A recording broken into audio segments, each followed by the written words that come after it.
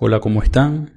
El tema de hoy es circulación postnatal o circulación después del nacimiento. ¿Qué es lo que ocurre apenas nace el niño? Voy a dejar un link en el video sobre el video anterior que hice, que es circulación fetal. Es mejor que veas primero ese video para así entender mejor este tema. Ahora, una vez que nace el niño tienes que saber que ocurren dos cosas principalmente. La placenta ya no está, ya no recibe oxígeno a través de la placenta porque la quitan, y los pulmones son funcionales. Antes del nacimiento los pulmones no sirven, ahora sí sirven. Una vez que nace el niño, la primera inspiración, una vez que respira el niño, los pulmones se expanden, y lo importante que tienes que saber aquí es que la resistencia vascular va a disminuir. Es decir, los vasos sanguíneos, las arteriolas pulmonares, se van a dilatar y va a aumentar el flujo sanguíneo. Va a entrar aire a los alvéolos y se va a producir el intercambio gaseoso. Entonces ahora el niño puede respirar normalmente. Primer punto, recuerda, disminuye la resistencia pulmonar, que previamente, antes del nacimiento, estaba alta. Los vasos pulmonares estaban colapsados antes de nacer, no servían los pulmones. Ahora sí.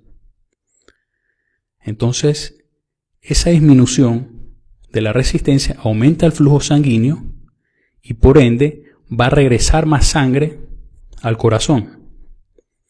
¿A qué parte del corazón? A la aurícula izquierda.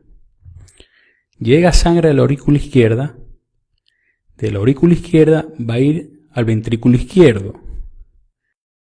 ¿Sí? Ahora vamos a ver qué es lo que ocurre.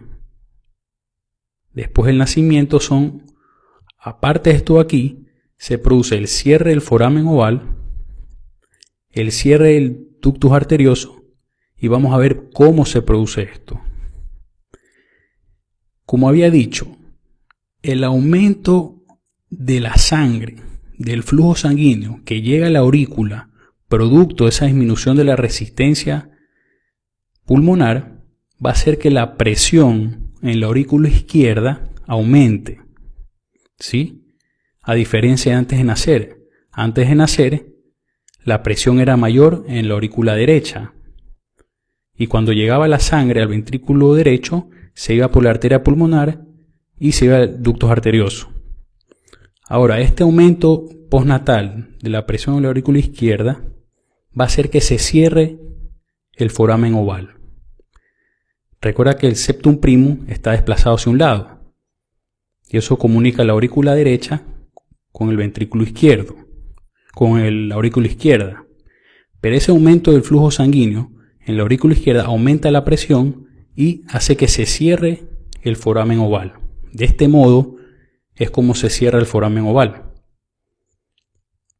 Ahora, después la sangre va al ventrículo izquierdo, va a la aorta y como hay más sangre, hay más flujo, va a haber más presión. Y la presión en la aorta va a ser mayor que en la pulmonar ahora. ¿Y por qué es importante esto? Porque el flujo ahorita se invierte. La sangre que llega a la aorta va a pasar por el ductus arterioso a la arteria pulmonar. Pero, ¿cómo se cierra el ductus arterioso? ¿Cuál es la importancia de saber esto? Esa sangre que pasa por el ductus arterioso tiene bastante oxígeno. Y el ductus arterioso es sensible al oxígeno. Es decir, esa sangre oxigenada que pasa va a producir que el músculo liso que forma el ductus arterioso se contraiga, ¿sí? Se cierre. El ductus arterioso es sensible al oxígeno, a la bradiquinina liberada por los pulmones y a la prostaglandina E2.